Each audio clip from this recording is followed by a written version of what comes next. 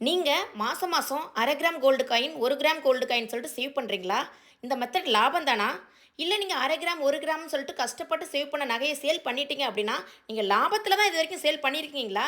இப்படி சிறுக சிறுக சேர்த்த கோல்டு காயினை நீங்கள் லாபத்தில் தான் அதை சேல் பண்ணணும் அப்படின்னா நீங்கள் என்ன கால்குலேஷனை போட்டு பார்த்து சேல் பண்ணணும்? எல்லாத்துக்கும் இந்த ஒரு வீடியோ உங்களுக்கு ஒரு சூப்பரான விடையாக இருக்கும் நம்புகிறேன். வாங்க வீடியோக்குள்ளே போகலாம்.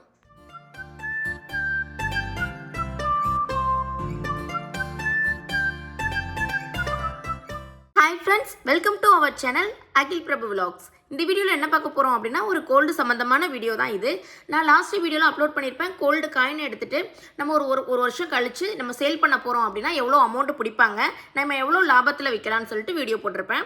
அதே மாதிரி எக்ஸ்சேஞ்ச் பண்ணால் நம்ம எவ்வளோ வருஷம் கழித்து பண்ணால் நம்மளுக்கு லாபம் கிடைக்கும், அந்த மாதிரி வீடியோவும் போட்டிருக்கேன். அதில் நிறைய பேருக்கு டவுட் இருந்தது. என்ன டவுட் அப்படின்னா, நீங்கள் கோல்டு காயினை ஒரே தேதியில் எடுத்துகிட்டு ஒரு 8 கிராம் ஒரு சவரனை எடுத்துகிட்டு நீங்கள் வந்து 1 இயர் கழித்து சேல் பண்ணுறீங்க அப்படின்னா எவ்வளோன்னு சொல்லி கால்குலேஷன் போடுறீங்க.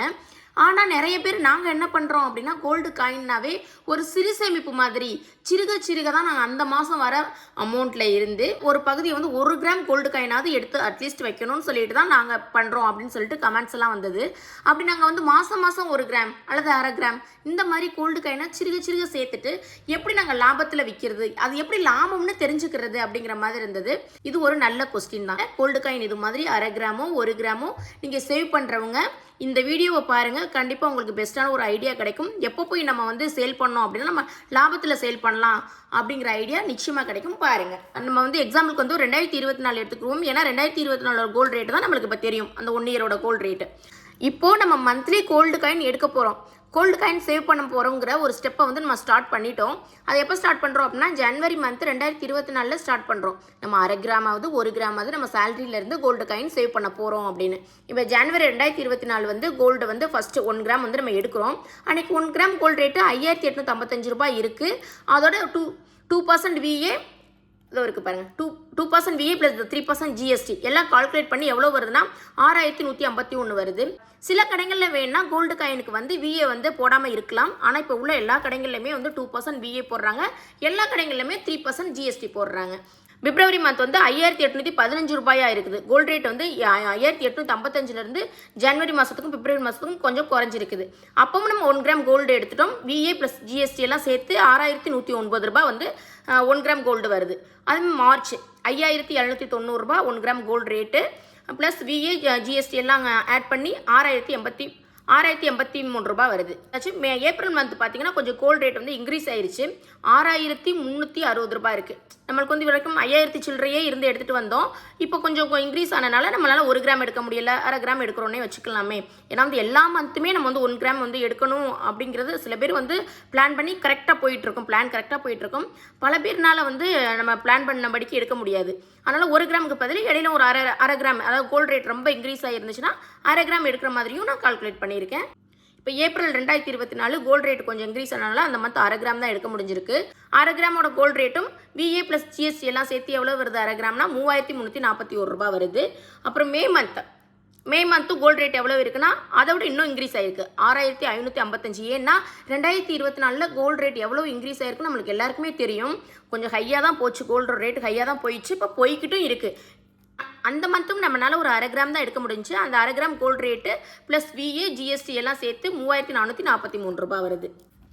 நம்ம எல்லா மாதமும் நம்ம பிளான் பண்ண மாதிரி 1 கிராம் எடுக்கிறோம், அரை கிராம் எடுக்கிறோம். சம்டைம் வந்து எடுக்க முடியாமல் கூட போயிருங்க இல்லையா, அது மேலே ஜூன் மாதம் எடுக்க முடியாமல் போயிடுது. இது மோஸ்ட்லி இது என்னோட ஒரு அனுபவம் மாதிரி தான். ஏன் சொல்கிறேன் அப்படின்னா, நானும் கோல்டு காயினை சேவ் பண்ணேன். அந்த டைமில் வந்து எல்லா மந்த்தும் நான் பிளான் பண்ணியிருப்பேன். கரெக்டாக வந்து 1 கிராமாவது எடுக்கணும், நகை கூடியிருந்தால் அட்லீஸ்ட் அரை கிராமாவது எடுக்கணும்னு நான் பிளான் பண்ணியிருப்பேன். ஆனால் வந்து சம்டைம்ஸ் ஒரு சில மந்த் வந்து எடுக்க முடியாமையும் போயிருக்குது. அதனால் என்னோட இதை நான் சொல்கிற மாதிரி தான் நான் போட்டிருக்கேன். அந்த இது August, September, October, November, December இது மாதிரி பேலன்ஸ் இருக்க மந்தெல்லாம் ஒவ்வொரு கிராம் எடுத்துட்டோம். இங்கே பார்த்தீங்கன்னா ஜனவரி 2024 கோல்டு ரேட் 5855 இருக்கும் போது விஏ ஜிஎஸ்டி எல்லாம் சேர்த்து நம்ம 1 கிராம் கோல்டு வந்து 1 கிராம் கோல்டு வந்து 6151 ரூபாய்க்கு எடுத்திருக்கோம். அதே வருஷம் டிசம்பர் மாதம் நம்ம எடுக்கும் போது கோல்டு ரேட்டு 7150 ரூபாயாக இருந்தது. விஏ ஜிஎஸ்டி எல்லாம் சேர்த்து எவ்வளோ வருதுன்னா 7512 ரூபாயாக ஆயிருக்கு. அந்த வருஷத்தில் நம்ம எப்படியோ சில மந்த் எடுக்க முடியாமல் போய் சில மந்த் அரை கிராம் எடுத்து சில மந்த் 1 கிராம் எடுத்து அந்த இயர் ஃபுல்லாக நம்ம சேவ் பண்ண கோல்டு காயின் எவ்வளவு அப்படின்னா 8 கிராம். ஒரு சவரன் எடுத்தாச்சு. 8 கிராம் கோல்டோட ரேட் எவ்வளவு வந்திருக்கு அப்படின்னு சொல்லி மொத்தமாக கால்குலேட் பண்ணால், கோல்டோட ரேட்டை மட்டும் கால்குலேட் பண்ணோம் அப்படின்னா 51,564 ரூபாய் வந்திருக்கு. ப்ளஸ் இதோட 2% VA, 3% GST எல்லாத்தையும் ஆட் பண்ணோம் அப்படின்னா அது ஒரு 2,607 ரூபாய் வந்திருக்கு. இப்போ gold rate plus VA GST எல்லாம் சேர்த்து இதை ரெண்டையும் சேர்த்து பார்த்தோம் அப்படின்னா 54,171 ரூபாய்க்கு நம்ம 1 இயரில் கோல்டு சேவ் பண்ணியிருக்கோம். ஒரு 8 கிராம் இதெல்லாம் வந்து VA GST எல்லாம் சேர்த்து நம்ம அங்கே கொடுத்த அமௌண்ட்டு. இப்போ நம்ம கோல்டு காயினை வந்து சேல் பண்ணும்போது என்னென்னலாம் கவனிக்கணும் அப்படின்னா, நம்ம எத்தனை % VA கொடுத்து எடுத்தோம், எவ்வளோ % GST கொடுத்து எடுத்தோம். இப்போ நம்ம எல்லாருக்குமே தெரியும் VA 2% கொடுத்து எடுத்திருக்கோம், 3% GST கொடுத்து எடுத்திருக்கோம். அதோட நம்ம சேல் பண்ணும் போது ஒரு அமௌண்ட்டை வந்து அவங்க எடுத்துப்பாங்க இல்லையா, அது நம்மளுக்கு வந்து சேல் பண்ணும்போது லாஸ் தான். ஸோ அது எத்தனை % அவங்க எடுத்துப்பாங்க சேல் பண்ணும் போது அப்படின்னா ஒரு 2% எடுத்துப்பாங்க. அப்போ நம்ம இதெல்லாம் சேர்த்து பார்க்கணும். மொத்தம் வந்து நம்மள்ட்ட இருந்து ஒரு 7% வந்து போகும். இப்போ கோல்டோட ரேட்டை மட்டும் எடுத்துக்கோங்க. நம்ம 8 கிராம் கோல்டு எவ்வளோக்கு எடுத்தோம், 51,564 ரூபாய்க்கு எடுத்தோங்க இல்லையா. இந்த 51,564 இன்ட்டு ஒரு 7% சொல்லி போட்டு பாருங்க. அப்போ 55,174 ரூபாய் வரும். 55,174ங்கிறது வந்து VA GST ப்ளஸ் வந்து நம்மளுக்கு சேல் பண்ணும்போது பிடிக்கக்கூடிய 2% எல்லாத்தையும் சேர்த்து 55,174 ரூபாய் நம்ம பக்கம் உள்ள இது. இதை ஒரு சவரனுக்கு நம்ம போட்டு பார்த்தோம் அப்படின்னா ஒரு சவரங்கிறது 8 கிராம். அப்போ 6,897 ரூபாய் வருது 1 கிராம் கோல்டு ரேட்டு. நம்ம இவ்வளோக்கு எடுத்து நம்ம வந்து GST VA ப்ளஸ் நம்மளுக்கு லெஸ் பண்ணக்கூடிய ஒரு 2% எல்லாத்தையும் போட்டு பார்த்தோம் அப்படின்னா 6,897 ரூபாய் 1 கிராமோட கோல்டு ரேட்டு எப்போ வந்து வருதோ அப்போ நம்ம சேல் பண்ணோம்னா நம்மளுக்கு லாபம். இந்த இடத்துல நிறைய பேருக்கு வந்து டவுட் வரலாம், உங்கள் கால்குலேஷன் தப்பு அப்படின்னு கூட நீங்கள் நினைக்கலாம். ஏன் அப்படின்னா நீங்கள் வந்து நம்ம எடுக்கும் போதே நான் வந்து December month, November month, October மந்த்தெல்லாம் நான் 7,050 ரூபாய்க்கு நான் 1 கிராம் கோல்டு எடுத்திருக்கேன். என்னோட அமௌண்ட் வந்து ஒரு கிராமுக்கு 7,50 ரூபா போயிருக்கு, 7,385 ரூபா போயிருக்கு, 7,150 ரூபாயெலாம் போயிருக்கு. ஆனால் நீங்கள் சேல் பண்ணும் போது 6,897 ரூபாய் வந்தாவே நீங்கள் சேல் பண்ணலாம் லாபம்னு சொல்கிறீங்களே, அப்போ கால்குலேஷன் தப்பா அப்படிங்கிற டவுட் உங்களுக்கு வரலாம். கால்குலேஷன்லாம் தப்பு இல்லை. நம்ம இந்த அதாவது இந்த நம்ம கோல்டு காயின் சேவ் பண்ண போகிறோங்கிற மெத்தட் எப்போ ஆரம்பிச்சிருக்கோம்னு சொல்லி பார்க்கணும். ஜனவரி மந்த்தே நம்ம ஆரம்பிச்சிருக்கோம் இல்லையா, அப்போ கோல்டு ரேட் வந்து 5,855, 5,815, 5,790 நம்ம எடுக்க ஸ்டார்ட். கடைசியாக கூட கொடுத்த அமௌண்ட்டை மட்டும் பார்க்கக்கூடாது. நம்ம ஸ்டார்டிங்லேருந்து எண்டு வரைக்கும் கொடுத்த அமௌண்ட்டெல்லாம் போட்டு பார்த்தோம் அப்படின்னா நம்மளுக்கு கோல்டு ரேட் 6,897 ரூபாய் வந்தாவே நம்ம லாபம். இதில் நம்மளுக்கு என்னதான் லாபம்னு பார்த்தீங்கன்னா, நீங்கள் 6,897 ரூபாய் வந்தாவே நீங்கள் சேல் பண்ணலாம் லாபம்னு சொல்கிறீங்களே. அப்போ டிசம்பர் மந்த்தே 7,150 ரூபாய் கோல்டு ரேட்டு போயிருக்கேன், அன்றைக்கே சேல் பண்ணால் லாபமானு கேட்டால் லாபம் தான். எவ்வளோ லாபம் பார்த்தீங்கன்னா ஒரு 1,855 ரூபாய் தான்.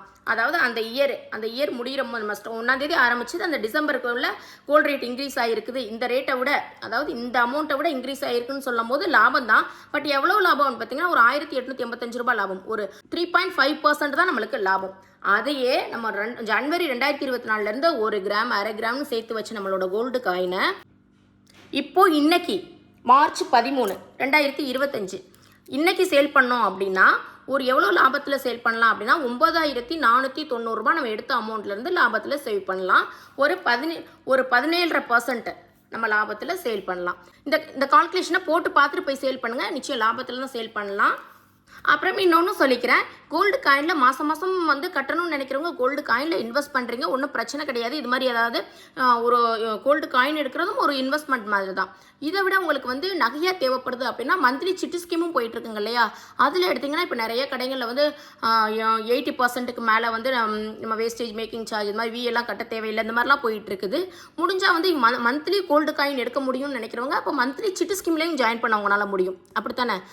அதனால் ஒரு சின்ன அமௌண்ட் சிட்லையும் ஜாயின் பண்ணுறது நல்லது. ஏன்னா இதை விட அது லாபத்தில் நம்ம வந்து நகை எடுக்கலாம். ஓகே ஃப்ரெண்ட்ஸ், இந்த கால்குலேஷன் புரிஞ்சிருக்கும்னு நம்புகிறேன். புரியாதவங்க இன்னொரு டைம் கேட்டு பாருங்கள், கண்டிப்பாக நிச்சயம் புரியும். வேற ஒரு சூப்பரான வீடியோவில் பார்க்கலாம். எந்த டவுட்டாக இருந்தாலும் கமெண்ட் பாக்ஸில் சொல்லுங்கள், நான் தெளிவுபடுத்துகிறேன். அனைவருக்கும் வளமும் நலமும் பெருகட்டும்.